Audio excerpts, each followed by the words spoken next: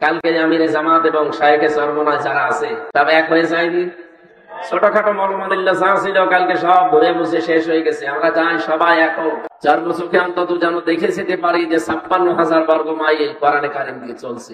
আমরা কোরআনে কারিম থেকে যেহেতু সামনে একটা সুন্দর সুখী এবং কল্যাণময় রাষ্ট্র গঠন করতে হলে কি লাগবে, ব্যক্তি পরিবার এবং সমাজ রাষ্ট্রে আল্লাহর নির্দেশ কি করা লাগবে, আজকে আমরা নতুন একটা বিষয় কোরআন থেকে ডেলিভারি দেব ইনশাআল্লাহ। আজকের আলোচনার বিষয় আল্লাহর জন্যে। এই শব্দটা ছোট্ট মনে হচ্ছে, এত কথা আল্লাহ এর ভেতরে দিয়ে রেখেছেন। আমার মনে হয় এই আয়াত দুইটাকেও যদি বুঝে আমল করতে পারে দুনিয়া আখিরাত তার জন্য যথেষ্ট হয়ে যাবে। এত কথা এর ভেতরে আছে, আমরা তাফসীর আকারে বের করার চেষ্টা চালাবো ইনশাআল্লাহ। যে যত অ্যাক্টিভ হয়ে শুনতে পারবেন আল্লাহর রহমত তার উপরে তত বেশি নাজিল হবে। কারণ কোরআনের ঘোষণা এইটা, ফাসতামিউ লাহু ওয়া আনসিতু, শুনতে হবে নিশ্চুপভাবে এবং চুপ থাকা লাগবে। লাআল্লাকুম তুরহামুন, আশা করা যায় আল্লাহর রহমত এখানে নাজিল হবে। আমরা বিশ্বাস করি না, আর এটা পাওয়ার জন্যই আমরা এসেছি। সুতরাং যারা আসলাম বাড়ির সব কাজ বাদ দিয়ে সারাদিনের পরিশ্রান্ত শরীর এখন লেলিয়ে দেবেন বিছানায়, তাও বাদ দিয়ে দিলেন কোরআনের একটা আয়াত বোঝার জন্য। এত আগ্রহ যাদের, তারা বলছে আলহামদুলিল্লাহ। এটা যে একটা নেক কাজ। এখন অন্তত আপনার এখানে যতক্ষণ আসেন বসেন গোনা হচ্ছে না, এই গ্যারান্টি আমরা দিতে পারি। গোনা হচ্ছে, অথচ এর বাইরে যারা চার দোকানে বসে এখনো গল্প করছে, অনেকে গেবতও করছে। গেবত করছে না? অনেকে বিভিন্ন নভেল, নাটক, সিনেমা, উল্টাপাল্টা নাচ দেখতেছে। আরো বিভিন্ন জায়গায় যারা অপকর্মে লিপ্ত আছে। এই সমস্ত মানুষের যে গোনা হচ্ছে এতে কোনো সন্দেহ আছে? আমাদের অন্তত হায়াতের জিন্দিগিতে এখন 1-1.5 ঘন্টা যা বসে থাকবে, আপনার আর যাই হোক গোনা হবে না। বলেন না কেন? আল্লাহ রাব্বুল আলামিন বলেন, মান জাবিল হাসানাতি ফালাহু আশরু আমসালিহা। হে নবী, পৃথিবীতে কোন মানুষ যদি একটা নেকির কাজ করে, মহান আল্লাহ দয়া করে ওটা বৃদ্ধি করে 10 গুণ বৃদ্ধি করে দেন। অমান জাবিস সাজ্জিয়াতি ফালা ইউজা ইল্লা মিসলাহা ওয়া হুম লা ইউজলামুন। কিন্তু কোন মানুষ যদি জুলুম করে, অন্যায় করে, পৃথিবীতে সাজ্জিয়াত পাপের কাজ যদি কোনো মানুষ করে, আমার আল্লাহ তাকে যতটুকু পাপ করবে অতটুকু পরিমাণে শাস্তি দেবেন। সবচাইতে আনন্দের বিষয়ে আল্লাহ তার উপরে জুলুম করবেন না। এই যে শেষের শব্দটা, জুলুম করেন না আল্লাহ, এটা যে এত নিকৃষ্ট শব্দ আল্লাহর কাছে। আল্লাহর সাথে কেউ যদি জুলুম করে আল্লাহ হয়তো তাকে মাফ করে দেবেন, কিন্তু সৃষ্টি জগতের কারো সাথে কারো যদি জুলুম হয়ে যায় আল্লাহ তাকে মাফ করবে না যতক্ষণ ওই মাজলুম তাকে মাফ না করে। আমার কথা ক্লিয়ার তো? না, ক্লিয়ার হয়নি। আপনি আল্লাহর বিভিন্ন অধিকার নষ্ট করেছেন। আপনি বান্দা হিসাবে আল্লাহর অনেকগুলো অধিকার আল্লাহ আপনার কাছে পায়। যেমন আপনাকে উল্লেখ করার মতো কিছু ছিল না, সেখান থেকে আজ আপনাকে ওয়াহিদুজ্জামান বানিয়েছে। এটা আপনার বাবা বানিয়েছে। হ্যাঁ, বলেন। হাল আতা আলাল ইনসানি হাইনুম মিনাদ দাহরি লাম ইয়াকুন শাইআম মাযকুরা। হে ওয়াহিদুজ্জামান, তোমার জীবনে এমন একটা সময় ছিল যখন উল্লেখ করব এরকম কিছু বিষয় তুমি ছিলে না। কে বলছে?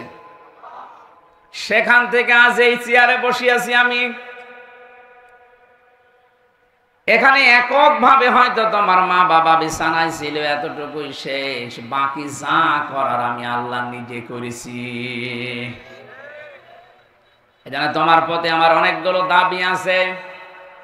আমি তোমাকে বানানোর কারণে আমার প্রতি তোমার যেমন দাবি আছে, সে দাবিগুলো আমি ওই যে বীর্য থেকে শুরু করে এ পর্যন্ত সবই দিয়েছি। তুমি কথা বলতে পারতে না, আমি আল্লাহ এটা শিখিয়েছি।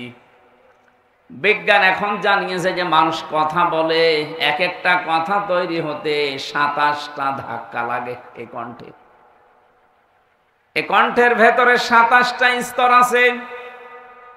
এতগুলো ধাক্কা তৈরি হওয়ার পর একটা কথা আপনি বের করতে পারেন। কোরআন আর হাদিস জানিয়েছে প্রত্যেকটি স্তরে আল্লাহ এক একজন ফেরেশতা বসিয়ে রেখেছে আপনার এই কথা তৈরি করার জন্য।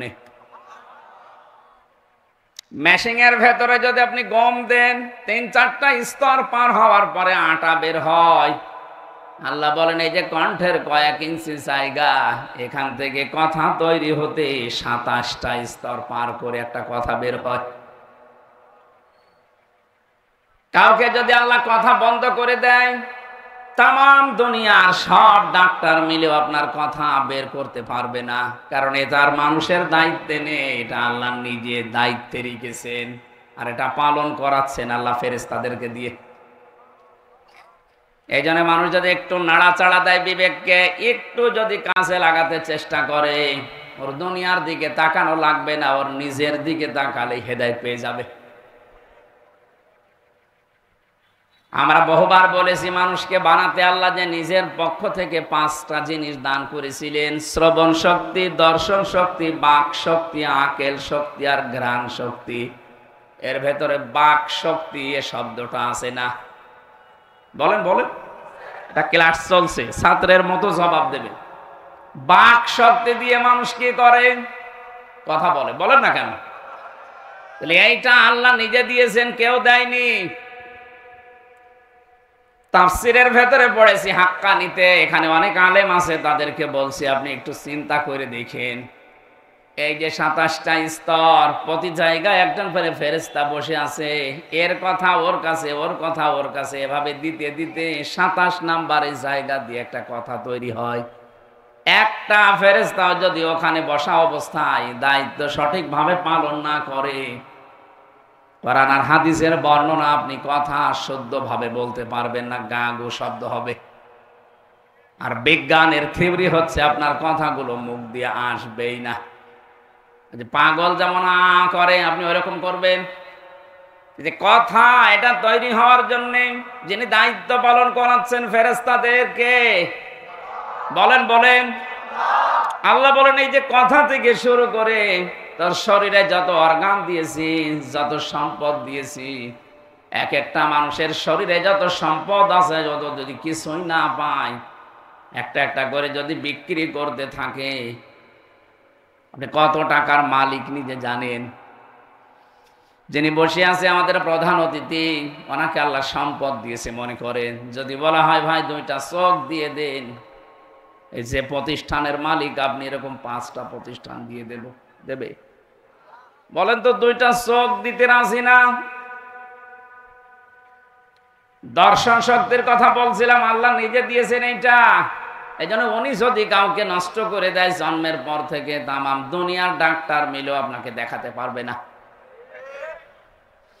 আল্লাহ বলেন আমি যে নেই থেকে শুরু করে তোরে হামসা বানালাম, বহু কিছু তোর জীবনে আমার আছে, আমার যেমন আছে তোর জীবনে, আমিও তো তোর কাছে কিছু পাবো, সেই হিসাবে আমাকে তো কিছুই দিতে পারলে না, তারপরও আমার বিভিন্ন অধিকারগুলো যখন নষ্ট করে ফেলো, আমি আল্লাহর কাছে যখন ফিরে আসার ঘোষণাও দেয়া যে আমি ফিরে আসতেছি, তখন আমি আল্লাহ মাফ করে দেই। কিন্তু আমার সৃষ্টি যারা এই পৃথিবীর, আমরা 18,000 মাখলুকাত বলি, তার চাইতেও বেশি আছে। এই সৃষ্টির কারো সাথে যদি তোমার জুলুম হয়ে যায়, যতক্ষণ ওই মাজলুম তোমাকে মাফ না করবে, ততক্ষণ তোমার ক্ষমা নেই। এই বিষয়টা আজকে আমি ক্লিয়ার করব যতটুকু সময় লাগে। এই বাংলাদেশে যেহেতু এটা এখন বেশি চলছে, এই 15.5 বছর আপনারা যারা জুলুম ওর অত্যাচার, নির্যাতন, গুম খুন, মানুষের অধিকার নষ্ট করা, আয়না ঘরের সাথে যারা জড়িত ছিলেন, এটা যে ছিলেন এটা প্রমাণ হয়ে গেছে না? এখন যদি আপনি বলেন আস্তাগফিরুল্লাহ, আপনার মাফ হবে না? আরে ভাই, আপনি তো আল্লাহর কাছে অপরাধ করেননি, আপনি অপরাধ করেছেন হামসার কাছে। এই যে আমি 3টা বছর জেলে ছিলাম, আপনি কি আল্লাহর কাছে অপরাধ করলেন না আমার কাছে? কয়েকদিন আগে আমার মামলা সব খারিজ হয়ে গেছে, আদালত কর্তৃক প্রমাণিত যে আমার কোনো দোষ নেই, আমি নির্দোষ।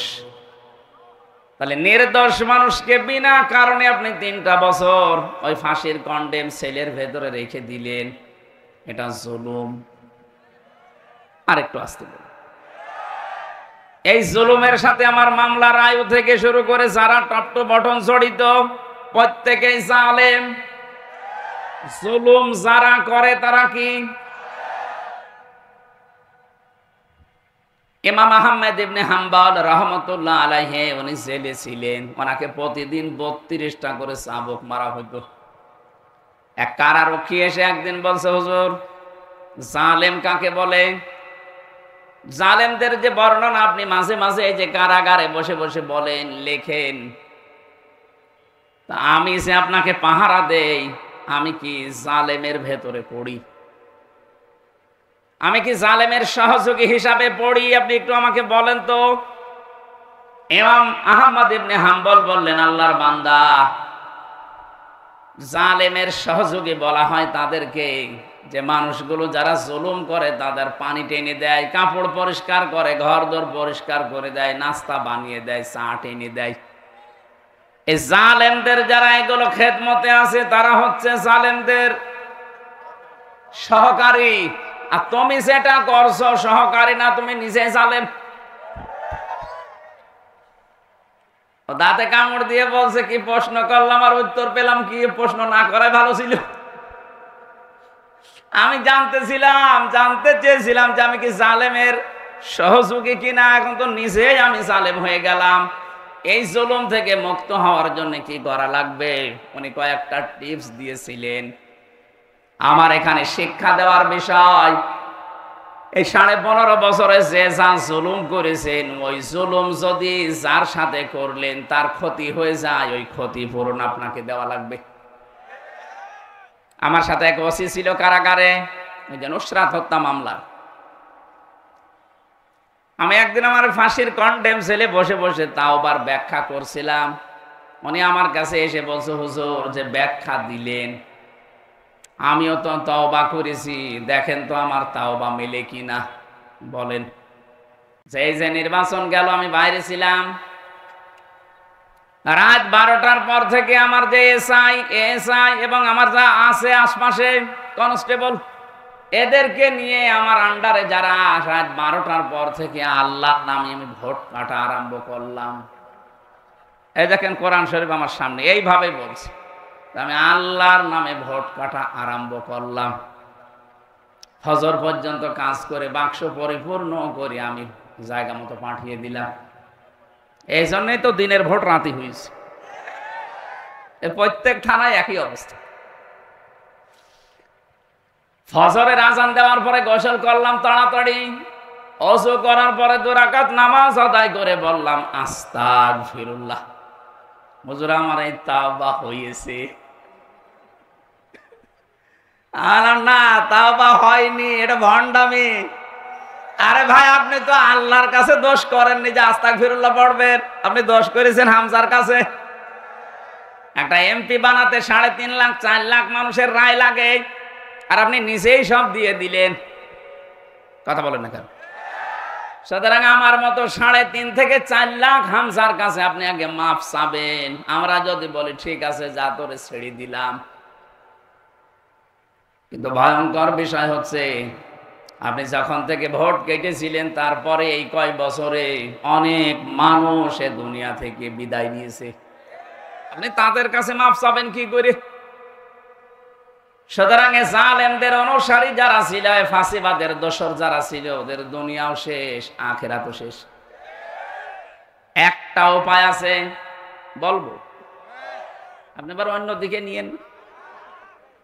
কিছু মানুষের বুদ্ধি শুধু উল্টা কাজ করে, মনে করে যে হ্যাঁ খুব ভালোই লাগছে, বিপদে যখন পড়বেন তখন টের পাবেন। এক লোক এরকম উল্টা বোঝা, আমি একটা ঘটনা পড়েছিলাম, চিন্তা করছে সারা জীবন মোটর সাইকেল চালায়, জামা এভাবে গায়ে দেয়, বাতাস লাগে বুকে, এমন কায়দায় জামা গায়ে দেবো যেন বাতাস বুকে না লাগে। জামার সামনের সাইড দিয়েছে পেছনে। এত জোরে মোটর সাইকেল, শেষ পর্যন্ত অ্যাক্সিডেন্ট করে মসজিদের পাশে পড়ে আছে। মুসল্লিরা ফজরের পরে বের হয়ে বলছে, কি গো, অ্যাক্সিডেন্ট করে ভদ্রলোক পড়ে আছে, তাড়াতাড়ি পানি নিয়ে আসেন। মসজিদের ইমাম বের হয়ে বলছে, কি বলো, দেখো এর অবস্থা, পানি কোন জায়গায় দিবা, এর মাথা তো পেছনে চলে গেছে। এরা যদি বাঁচাতে চাও তো তাড়াতাড়ি আগে মাথা ঘুরে সামনে নিয়ে আসো, 3-4 জন মিলে। বা এতক্ষণ যদি নড়াচড়া ছিল, এখন আর বাঁচবে? আপনি সব জিনিস উল্টা বোঝেন কোন কারণে? এবার যেটা বলছি এটা হাদিস থেকে। এখানে যারা রেকর্ড করছে সারা দুনিয়ায় এটা ছড়াবে, বিশেষ করে সারা বাংলাদেশে কালকে চলে যাবে। আমার সামনে এখন এই 20,000 মানুষ না, আমার সামনে এখন 18 কোটি মানুষ। সবাইকে খুব ভালোবাসা নিয়ে বলছি, মায়া মহব্বত নিয়ে বলছি। আপনি আশা করি আপনি শুনবেন, তাহলে আপনি দুনিয়াও সফল হতে পারবেন, আখিরাতেও মুক্তি পাবেন। যারা অপরাধ করেন, জুলুম বিশেষ করে, এটা করার পরে যদি আপনি শুধু আস্তাগফিরুল্লাহ পড়েন, হবে না কেন? এক সাহাবী এসেছে, মহিলা ডাক দিয়ে বলে, হে রাসূল, আমি জিনা করে ফেলেছি যৌবনের তাড়নায়, আপনি আমার উপরে বিচার করেন, আমাকে মুক্ত করেন অপরাধ থেকে, আমি পরিত্রাণ চাই। নবীজি বললেন, ঠিক আছে, গোপন কথা কাউকে বলবা না, বাড়ি চলে যাও। মেয়েটি আবার সামনে গিয়ে বলে, না, আপনি বিচার করেন, আমি মুক্ত হতে চাই। কারণ পৃথিবীতে 3টা অপরাধের শাস্তি আল্লাহ ডবল ডবল করে দেবে। কয়টা? আরো জোরে আর একবার বলেন। সূরা ফুরকান 19 নাম্বার পারা 4 নাম্বার পৃষ্ঠার 14 নাম্বার লাইনের 78 নাম্বার কি 68 নাম্বার আয়াতের প্রথম অংশে আছে, ওয়াল্লাযীনা লা ইয়াদউনা মা'আল্লাহি ইলাহান আখারা ওয়ালা ইয়াকতুলুনান নাফসাল্লাতী হারামাল্লাহু ইল্লা বিল হক ওয়ালা ইয়াজনুন। রহমানের বান্দাদের গুনাহগুণ বর্ণনা করতে গিয়ে আল্লাহ জানিয়েছেন, আমি আল্লাহর বান্দা বলে যারা দুনিয়ায় দাবি করবে, তাদের কমপক্ষে জীবনে 3টি কাজ তো থাকবেই না। আমি আল্লাহকে তারা ডাকবে, কিন্তু আমার পাশাপাশি অন্য কাউকে তারা ডাকবে না। অথচ এই কাজটা বাংলাদেশে বেশি হচ্ছে। এই যে মাআল্লাহ, আল্লাহর সাথে ইলাহান আখারা, অন্য কাউকে যে ডাকে, আল্লাহ বলেন আল্লাযীনা লা ইয়াদউনা, তোমরা ডাকবা না মাআল্লাহ, আল্লাহর সাথে ইলাহান আখারা, অন্য কাউকে। আপনি দেখেন তো এই দেশের বহু জায়গায় আজ আল্লাহর নামে কিছুক্ষণ স্মরণ করে, জিকির করে, এরপরে আপনি এমন এমন শব্দ শুনবেন, ইয়া আলী বাবা, শাহ আলী বাবা, পাগলা বাবা, কেল্লা বাবা। তার মানে আল্লাহকে ডাকার পাশাপাশি অন্য কাউকে ডাকলেন, আপনি শিরিক করছেন। আপনি বুঝে করেন আর না বুঝে করেন, এদেশে নেই। এগুলোর মূল হোতা যারা, আপনি মানুষকে জাহান্নামে নিয়ে যাচ্ছেন, নিজেও যাচ্ছেন, জাতিকে নিয়ে যাচ্ছেন। আমি সতর্ক করার জন্য বলছি, আজকে থেকে আপনি থামবেন। আল্লাহর সাথে অন্য কাউকে ডাকা জায়েজ নেই। কথা বলেন না কেন? আল্লাহর নামের বাদ দিয়ে অন্য কাউকে যারা ডাকে, সূরা আরাফ 180 নাম্বার আয়াতের মাঝের অংশে আছে, আল্লাহ রাব্বুল আলামিন বলেন, লিল্লাহিল আসমাউল হুসনা ফাদউহু বিহা ওয়া দারুল্লাযীনা ইউলহিদুনা ফি আসমাই। এই যে ইলহাদ, আলেম যারা আছে তারা বুঝবে, যারা আল্লাহর সাথে ইলহাদ করে, উল্টা পাল্টা করে, আল্লাহর নামকে রং ঢং দেয়, কিছুক্ষণ লা ইলাহা ইল্লাল্লাহ, এরপরে ইল্লাল্লাহ, এরপরে হু হু, এরপরে অন্য কিছু যোগ করে। কোরআনে কারীমের নির্দেশ অনুযায়ী এগুলো প্রকাশ্য নিষেধ। আশা করছি আপনি জীবনে আর এই কাজ করবেন না, তাহলে ডবল শাস্তি পাবেন। এর পরের শব্দে আল্লাহ ডবল শাস্তির কথা নিজেই জানিয়েছেন, ইউদাআফু লাহুল আযাবু ইয়াওমাল কিয়ামাহ। আল্লাহ পাক বলেন ডবল শাস্তি দেব কিয়ামতে। আজকে থেকে সিদ্ধান্ত নেওয়া যায় না, বলেন। আল্লাহর সাথে আমরা আর কাউকে ডাকতে পারি না, সে বাবা হোক, চাচা হোক, কথা বলেন না কেন? যত বড় আল্লাহর ওলি দাবি করুক, পীর সাহেব হোক, খাজা বাবা হোক না, আল্লাহ ছাড়া আমি কাউকে ডাকতে পারি না জিকির হিসাবে। প্রশ্ন আসতে পারে ওরা জিকির হিসাবে ডাকে না, আল্লাহকে পাওয়ার জন্য ওইটা মাধ্যম হিসাবে, এটাও জায়েজ নেই। সূরা জুমার লিয়ুকাররিবুনা ইলাল্লাহি যুলফা, আল্লাহ পাক বলেন নবী ওদেরকে যদি জিজ্ঞাসা করো যে দেবতাদেরকে ডাকো কেন, ওরা বলবে না এদের ডাকি না, এদের মাধ্যমে আমরা আল্লাহর কাছে যেতে চাই। আমি নাম ধরছি একটা, আপনি বেশি নাম না, যে আমার তাহেরি ভাই যে বিভিন্ন নাম যে জিকির বানিয়েছে, কেল্লা বাবা, শালি বাবা, ফতে বাবা, কত বাবা,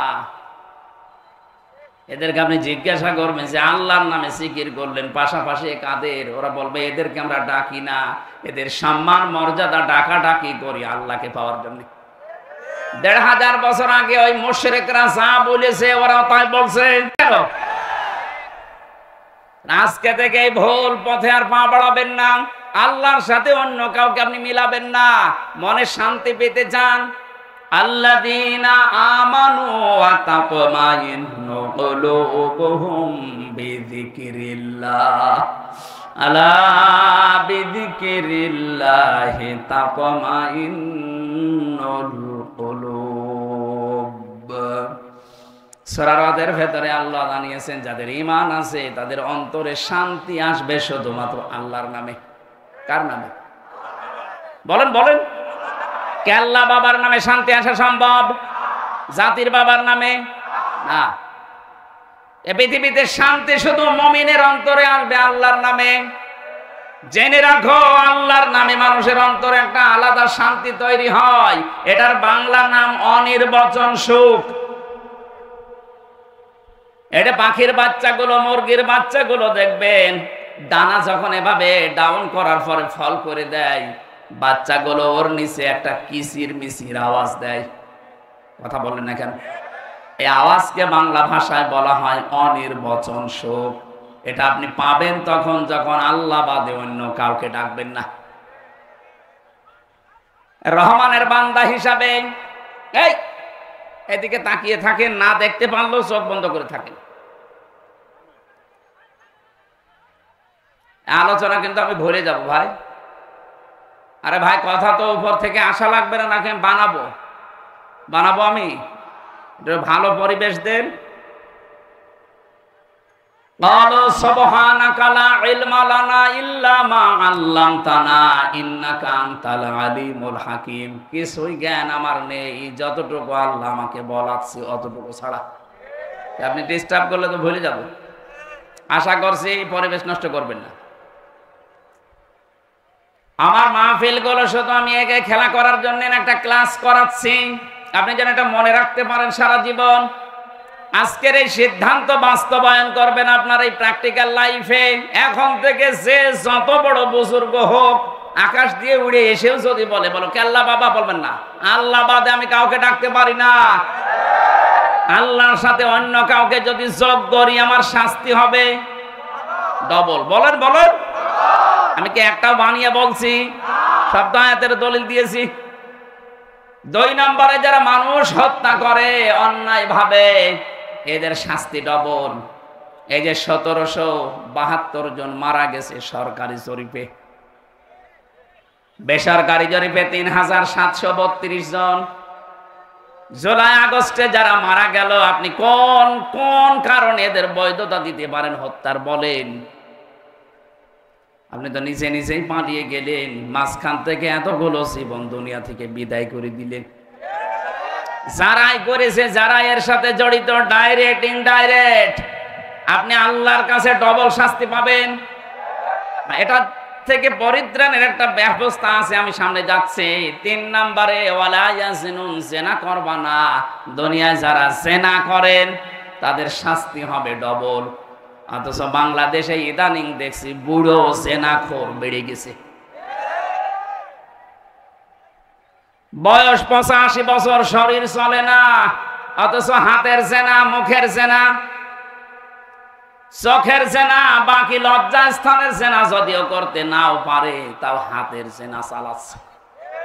এই মানুষগুলো আবার মানবাধিকারের কথা বলে যে না আমরা একটা ছাড়া দুইটা বিয়ে করি না, এটা টাটকা শয়তান।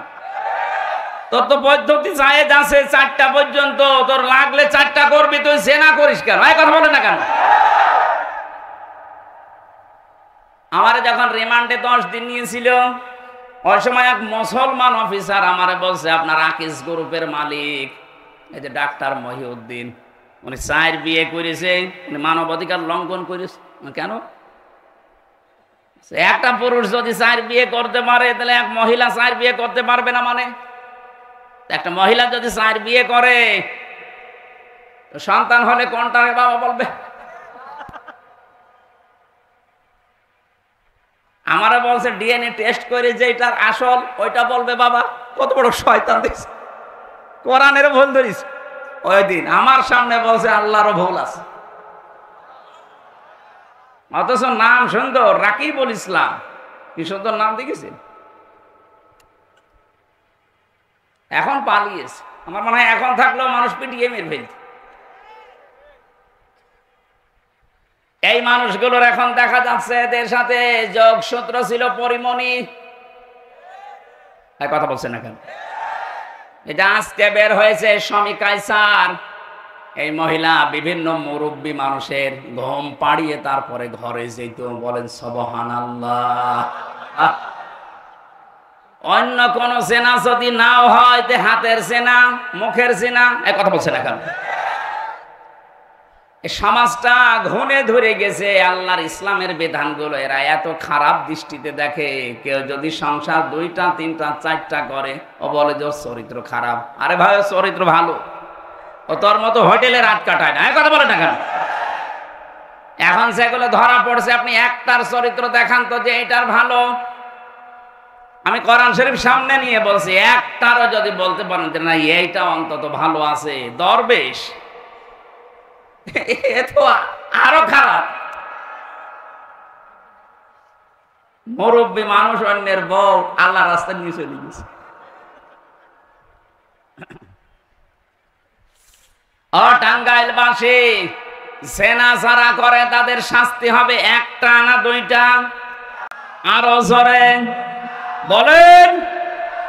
এই মহিলা কিন্তু জেনা করে বলেছিল, হে নবী আপনাকে আমি মুক্ত করেন, আমাকে, আমি ডবল শাস্তি পেতে চাই না, কারণ আমি কোরআন নিজে জানি, কিন্তু যৌবনের তাড়নায় করে ফেলেছি। নবীজি এবার বললেন ঠিক আছে, জেনা করার পরে কি গর্ভবতী হয়েছে? বলে হ্যাঁ। না, এখনই বিচার করা যাবে না, তোমার অপরাধ আছে, কিন্তু পেটে যেটা আছে ওর তো অপরাধ নেই। আমি বিনা অপরাধে কাউকে শাস্তি দিতে পারি না। যাও, এটা খালাস হওয়ার পরে আসবা। মেয়েটা যখন এসেছে ডাক দিয়ে বললেন এখনো বিচার হবে না, কারণ এই বাচ্চাটা 2 বছর দুধ পান করবে, এটা তার হক। এবার বলেন তো, দুধ পান করার দায়িত্ব মায়ের না বাবার? আপনি আন্দাজে বলেন। এখানে আলেম বসিনি? হ্যাঁ, আলেমরা বলেন তো, দুধ পান করাবে মা না বাবা? হ্যাঁ, না। এবার কোরআন বলছে, আমি আলেমদেরকে আপনি দেখবেন, ওয়ালা ওয়ালিদাতু ইরদি'না আওলাদাহুন্না হাওলাইনি কামিলাইনি লিমান আরাদা আইয়ুতিম্মার রাদা। সূরা বাকারা 2 নম্বর পারা 17 নম্বর পৃষ্ঠার 1ম নম্বর লাইনে 232 নম্বর আয়াত প্রথম অংশে আছে। আল্লাহ লিমান আরাদা আইয়ুতিম্মার রাদা, এটা মুযাক্কার দিয়েছেন নাকি মুয়ান্নাস? মুযাক্কার দিয়েছেন। পুরুষ, পুরুষের কোন ম্যাচিং পত্র আছে? যাদের অন্তত পুরুষ মানুষ তারা তো বলতে পারেন আমাদের আছে।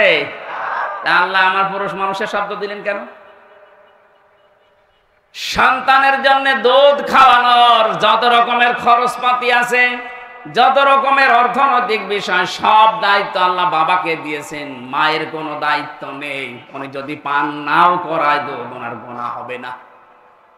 কথা বলেন না কেন? এই জন্য ওই জামানার নিয়ম ছিল, সন্তান হওয়ার পরে পাঠিয়ে দিত বাবা। 2 বছর আগে দুধ খাওয়ানোর যত খরচ আছে বাবার পক্ষ থেকে দেওয়া হতো। এইটাই নিয়ম ইসলামের। আমার মনে হয় মাইকে বলা এটা ঠিক হলো না, কারণ আমারও তো 40 দিন আগে একটা বাচ্চা হয়েছে। ম্যাডাম যদি লাইভ দেখে বলবে ঠিক আছে তোমার মেয়ে তুমি নিয়ে যাও, নাই তো এক একটা মেয়ের জন্য 5 লাখ টাকা করে দেওয়া লাগবে, ও ছাতা আমার তাই দেওয়া লাগবে, কারণ মেয়ে তো আমারে বাঁচানো লাগবে। কথা বলেন না কেন? যেহেতু আমার ম্যাচিং পত্র নেই, আল্লাহ ওনাকে দিয়েছে। সম্মানিত মা বোনেরা, আপনাদেরকে এখানে ছোট্ট একটা কথা বলছি, যারা নিজেদের বডি ফিগার, নিজের শরীর স্বাস্থ্য নষ্ট হয়ে যাবে, খারাপ হয়ে যাবে এই নিয়ত করে সন্তানকে দুধ দিতে চান না, কোন জিনিস এক জায়গায় রাখলে জমাট বাঁধলে কিন্তু ওটা নষ্ট হয়ে যায়। পানি এক জায়গায় রাখবেন দেখবেন পছন্দ ধরে। কথা বলছেন না কেন? যত পানি ছেড়ে দেবেন দেখবেন স্বচ্ছ নির্মল পানি আসতে থাকবে। আর এক জায়গায় রাখেন দেখেন 10 দিন পরে পছন্দ ধরে যাবে, নষ্ট হয়ে যাবে, পোকামাকড় তৈরি হবে। পৃথিবীর কোন জিনিস এক জায়গায় রাখলেই নষ্ট হয়। এই লোহা লক্কড় এক জায়গায় রাখেন, মরিচা ধরবে, জং ধরে যাবে, শেষে ক্ষয় হতে হতে মাটি হয়ে যাবে। কথা বলেন? ক্ষমতাও এক জায়গায় রাখা ঠিক না, এটা নষ্ট হয়ে যায়। এ 15.5 বছরে তাই হয়েছে। আমি অত দূর আর যেতে চাচ্ছি না। মাকে আল্লাহ যে খাবারটা দিয়েছেন তাদের বুকের ওপর, এটা যদি আপনি সন্তানকে না দিয়ে এক জায়গায় করে রাখেন, এইটাও নষ্ট হয়ে যাবে, শেষ পর্যন্ত ক্যান্সার হবে, কেটে বাদ দেওয়া লাগবে। যাক, আমার বিষয় ওইটা না, আমি শুধু একটা টাচ দিলাম। মায়েরা যদি দুধ পান না করায় গোনা হবে না, দায়িত্ব আল্লাহ বাবাকে দিয়েছেন। আপনি টাকা খরচ করে করবেন না, মানুষ রেখে করবেন, এটা আপনার দায়িত্ব। নবীজি বললেন এই দুধটা যেহেতু ওর বাবা, আপনি বলতে পারছেন না কে ওর বাবা, আর যে বাবার নাম বলবেন ও বাবা তো দায়িত্ব নেবে না, কারণ সন্তানটা জারজ। কথা বলেন না কেন? নবীজি এই জন্য বলেছিলেন 2 বছর অন্তত দুধ খাওয়াও, এবং শক্ত খাবার খাওয়া শিখলে আমার কাছে নিয়ে আসো। 2 বছর পরে রুটি দিয়ে বলছে হে রাসূল এই দেখেন খাওয়া শিখে গেছে। ছেলেটাকে নিয়ে নবীজি একজন সাহাবীকে বললেন এই যে তোমার দায়িত্ব দিয়ে দিলাম, নাও, মেয়েটাকে মাটির ভেতরে গেড়ে দাও। পাথর মারা আরম্ভ হয়ে গেল। হযরত খালিদ ইবনে ওয়ালিদ বলেন এত জোরে একটা পাথর মারলাম, ফিনকি দিয়ে রক্ত আমার শরীরে এসে টাচ করেছে। আমি বরদোয়া দিলাম, ভৎসনা দিলাম, ভোরও কঞ্চিত করলাম, সি কার রক্ত আমার শরীরে লেগে গেছে। নবীজির কানে কথা যাওয়ার সঙ্গে সঙ্গে বিশ্ব নবী বললেন থামো, এ কথা বলবা না। তুমি নবী না আমি নবী, আমি যা দেখতে পাই তুমি তা দেখতে পাও না, আর আমি যা জানি তুমি তা জানো না। এই মহিলার যে তাওবা, এই মহিলার যে অনুশোচনা এবং এই গুনাহ মাফ করার যে পদ্ধতিও দুনিয়ায় দেখিয়ে গেল, এরকম কোন জালেম যদি পৃথিবীতে এইভাবে তাওবা করতে পারে আল্লাহ তাকেও মাফ করে দেবেন। আমি কি বোঝালাম এই ঘটনা থেকে? শুধু সুবহানাল্লাহ, আলহামদুলিল্লাহ, আল্লাহু আকবার, নাউজুবিল্লাহ পড়া না। এই এদিকে তাকান। এই 15.5 বছর যারা জুলুম, নির্যাতন, অত্যাচার করেছেন, আপনি তো আল্লাহর সাথে কিছু করেননি, করেছেন জনগণের সাথে, সৃষ্টি জগতের সাথে। এই কথা বলে না কেন? যে গাছগুলো কাটার কথা ছিল না, আপনি ক্ষমতা পেয়ে গাছগুলো কেটেছেন, এরকম কাজ দেশে নেই। ওই মহিলাকে নবীজি কিন্তু প্রথমেই বলতে পারতেন যা হয়েছে হয়েছে, আস্তাগফিরুল্লাহ পড়ে নাও, পারতেন না? বলেন না কেন? বলেছিলেন না। মানে তিনবার এসে যখন বলেছে আমি মুক্ত হতে চাই, এ গুনার শাস্তি যেহেতু ডবল কোরআন ঘোষণা দিচ্ছে, সুতরাং আমি কিয়ামতের দিন পরিত্রাণ পেতে চাই, হে নবী আপনি আমাকে পরিষ্কার করেন। নবীজি পরিষ্কার যেভাবে করেছিলেন, হে বাংলার মানুষেরা, এ 15.5 বছরে যারা জুলুম করেছো মানুষের উপরে, তোমাদেরকেও আমরা পরিষ্কার করতে চাই। শুধু আস্তাগফিরুল্লাহ হবে না, আপনার জন্য হাজারো মানুষ 15 বছর ঘরে থাকতে পারে নাই, হাজার হাজার মিথ্যা মামলা নিয়ে, কেউ গাছতলায়, কেউ বাঁশতলায়, কেউ ধানের জমিতে রাত কাটিয়েছে। আপনি গমের সাথে, খুনের সাথে, আয়না ঘরের সাথে আপনি জড়িত। মিথ্যা মামলা নিজে দিতেন, নিজেই ছাড়িয়ে নিয়ে আসতেন, মাঝখান থেকে ওর পরিবারের কাছে 8-10 লাখ টাকা নিয়ে নিতেন। এরকম ব্যবসা দেশে ছিল না? এই কথা বলে না কেন? এই ব্যবসাগুলো যারা করে কোটি কোটি টাকার মালিক হয়ে গেলেন, এখন আপনি আল্লাহর কাছে বললেন আস্তাগফিরুল্লাহ, আল্লাহ কি পাগল হয়ে গেছে? আপনি তো ক্ষতি করলেন হামসার, আমার প্রায় 30 থেকে 32 লাখ টাকা এই 3.5 বছরে গেছে। আমি চাই এই ক্ষতিপূরণ আমাকে দেওয়া লাগবে, যেহেতু আমি নির্দোষ, আদালত কর্তৃক প্রমাণিত আমার কোনো দোষ পাইনি। তাহলে 32 লাখ টাকা আমার মামলার আয়ু থেকে শুরু করে যারা জড়িত ছিল সবার কাছে আমার দাবি। এবং 3টা বছর আপনি ফাঁসির কন্টেম্প সেলে আমাকে রেখেছেন, আমিও চাই 3 বছর আপনি থাকবেন। কথা বলেন না কেন? 10 দিন আপনি রিমান্ডে থাকবেন ওই মাটির নিচে। এতগুলো কাজ করার পরে বলেন আস্তাগফিরুল্লাহ, যান। এইভাবে যদি আপনি অপরাধের তাওবা না করেন, এই দেশে সামনে যারা আসবে তারা আরো ভয়ঙ্কর জালেম হবে। আমরা চাই এই তাওবা হোক। আমি কথা বোঝাতে পেরেছি? খালি বলো হুজুর দোয়া করেন আমি ভালো হয়ে যাচ্ছি, আস্তাগফিরুল্লাহ। আরে আস্তাগফিরুল্লাহ কার কাছে পড়িস? তুই কি আল্লাহর কাছে দোষ করলি এদের কাছে? হাজারো ইমাম বাধ্য হয়ে তোর কারণে, তোর জুলুমের কারণে কথা বলতে পারেনি। এরকম আলেম দেশে ছিল না? বাইতুল মুকাররমের মতো জায়গায় বসে বসে কোরআনের সঠিক ব্যাখ্যাগুলো যদি দিত, এ দেশটা আরো আগেই স্বাধীন হয়ে যেত। ওখানে বসে বসে ম্যাও ম্যাও করে আর কওমি জননী নাম দেয় জালেমের। জেলখানার ভেতরে মাওলানা মামুনুল হক সহ যতগুলো আলেম, 76 জন আলেম ছিল। ওরা আমার মাঝে মাঝে বলতো এ করলো কি, এর বাবা তো ভালো ছিল, আর এই জালেমাকে একটা নৌকা পাওয়ার জন্য কওমি জননী দিয়ে দিল। নাউজুবিল্লাহ। যার হাতে দেশের হাজার হাজার মানুষ সেই 6 সালের অক্টোবর থেকে শুরু করে 6 সালের 28 অক্টোবর থেকে শুরু করে 24 আগস্টের 5 তারিখ পর্যন্ত হাজার হাজার মানুষ হত্যার রক্ত যার হাতে লেগে আছে, আর তাকে আপনি কওমি জননী উপাধি দিয়ে দিলেন। আপনি মানুষ, আপনি দিয়েছিলেন এই কারণে যে আপনি যেন নৌকা মার্কা পান। কথা বলে না কেন? কোন কারণে আপনি এই মার্কা নিয়ে দাঁড়াতে গেলেন? আপনি যদি কুকুর মার্কায় দাঁড়াতেন তাও পাস করত। এই মার্কাটা আল্লাহ এখন নিকৃষ্ট করে দিয়েছে। এখন যদি কেউ মুখ ফুটে বলে আমি নৌকার লোক, ওর পিটিয়ে মেরে ফেলবে মানুষ। শুধু টাঙ্গাইলে না, সারা দেশে একই অবস্থা। আমার 630টা থানায় মাহফিল নেওয়া আছে সারা বাংলাদেশে। প্রায় জায়গায় তো এখন যাচ্ছে, যেখানে যায় ওই নাম যদি কেউ বলে আগে গালি দেয়। জালেমদেরকে আল্লাহ বলেন আমি নিজে ঘৃণিত করে দেই। জালেমদের উপরে ঘৃণা জন্মায় কে? পুরা সৃষ্টি জগতের ভেতরে তাদের প্রতি রাগ তৈরি হয় আল্লাহর পক্ষ থেকে। এটা আমি বানালাম। সূরা শুরার 42 নম্বর আয়াতে আছে ইন্নামাস সাবিলু আলাল্লাযিনা ইয়াযলিমুনান নাস। আল্লাহ পাক বলেন অবশ্যই আমি আল্লাহ নিজে মামলা দেব জালেমদের বিরুদ্ধে। আল্লাহর মামলার আসামি জালেমরা, তাহলে আল্লাহর সৃষ্টি জগৎ তাদের উপরে মন খারাপ করবে না? কথা বলুন। এই জন্যই তো মানুষ জালেমদেরকে দেখতে পারে না, সে যেই হোক। ইয়াজিদ জালেম ছিল, অথচ নামটা ভালো, আল্লাহ তার প্রতি ঘৃণা তৈরি করে দিয়েছে মানুষের। চেঙ্গিস খান, কেউ কি শুনেছেন যে তার ছেলের নাম চেঙ্গিস খান রাখে? হিটলার, এক কথা বলছেন না কেন? আপনি কত ইহুদির সাথে মিলেছি বাইরের দেশে, এই যে সিঙ্গাপুরে, মালয়েশিয়া, থাইল্যান্ডে বিভিন্ন দেশ ঘুরলাম, কত ইহুদির সাথে আমি গাড়িতে চড়েছি, ট্রেনে, বাসে, কই কোনো মানুষের নাম হিটলার আমি শুনিনি। ইয়াজিদের নাম আমি শুনিনি, চেঙ্গিস খানের নাম আমি শুনিনি, অথচ নামগুলো তো খারাপ না। চেঙ্গিস খান কেউ রাখে? কারণ জালেমদের প্রতি ঘৃণা তৈরি করে দেয় কে? আরো জোরে।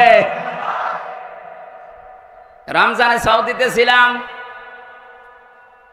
মক্কা থেকে বদরের ময়দানে যাবার সময় একটা গাড়ি ভাড়া করলাম, যে ড্রাইভার মদিনায় বাড়ি ওনার, আমারে বলছে ইয়া হাজি ওল হজ্জা তাই না বিলাদুকা। ও হাজি, দেশ কোথায়? জি তুমিন বাংলাদেশ, আমি বাংলাদেশ থেকে এসেছি। আমারে বলছে হারামি। কি বলেন আপনি? বলছে তোমাকে বলি নাই, তোমার দেশের যে দায়িত্ব আছে ওটা একটা হারামি। বলো ওইটা ঠিক আছে। আমারে বলছেন আপনি? না, তুমি ওই দেশের মানুষ, দেখেছেন এই দেশে বাড়ি আমার পর্যন্ত চোখ গরম করে হারাম বলছে, অথচ জীবনেও দেখিও নি। খালি মোবাইলে ইউটিউবে কর্মকাণ্ড গুলো একটু দেখে। এখান থেকে ৬,০০০ কিলোমিটার এত দূরের মানুষের ভেতরে আল্লাহ ঘৃণা তৈরি করে দিয়েছে। এটা হামজা তৈরি করেছেন আল্লাহ। আরো জোরে আমরা যেন এরকম জুলুম না করি।